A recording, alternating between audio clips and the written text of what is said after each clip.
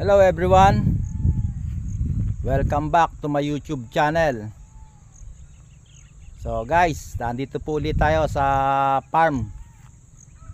Meron na po ulit tayo na ibinebenta na farm lot. Ito po ay may sukat na 2,900 square meters at nagkakahalaga po ito ng 1.3 M.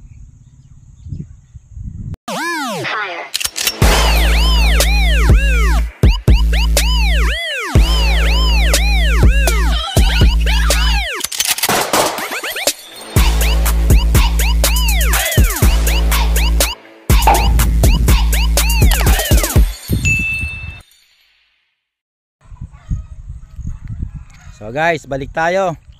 Ito po yung aking pang-apat na episode para sa mga farm lot for sale. Dito po to sa Santa Ignacia, Tarlac. So ito po ay aking ipinapakita sa inyo para sa lahat ng mga interesado na bumili ng farm lot. Direktang mensahe lang po. Ilalagay ko po yung description sa baba. So ito pong aking pinapakita nito ay may sukat po ito na 2,900 square meters. At ang halaga po niya ay 1.3 M, negotiable. May mga kapitbahay na po rito at tabing kalsada lang din. May access po ng kuryente.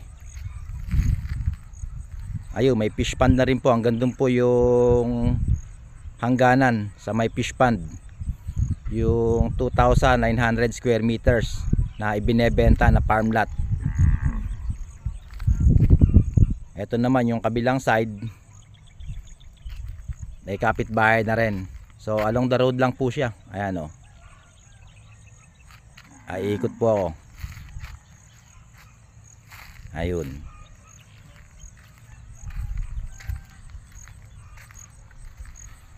So napakagandang investment po nito. At nagpapasalamat po ako sa mga nagtitiwala na para sa aking pagbabloggs dito sa kanilang farm lot na ibinebenta, na matutulungan na rin po natin. Bali pang-apat po to na farm lot na ibinebenta namin. Dito po to sa Santa Ignacia, Tarlac. So napakaganda po na mga location para sa retirement place. So ayan po yung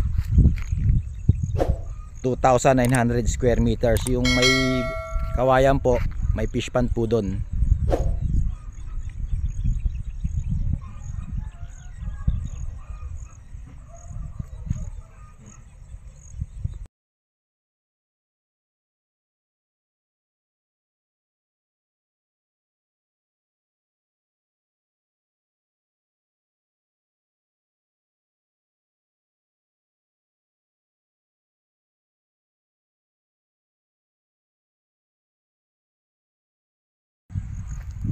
So guys, dito ko naman na tinatapos yung aking video para sa ika-apat na episode ng aking farm lot for sale dito po sa Santa Ignacia, Tarlac.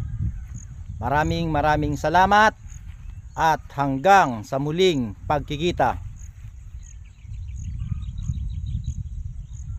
And I'll go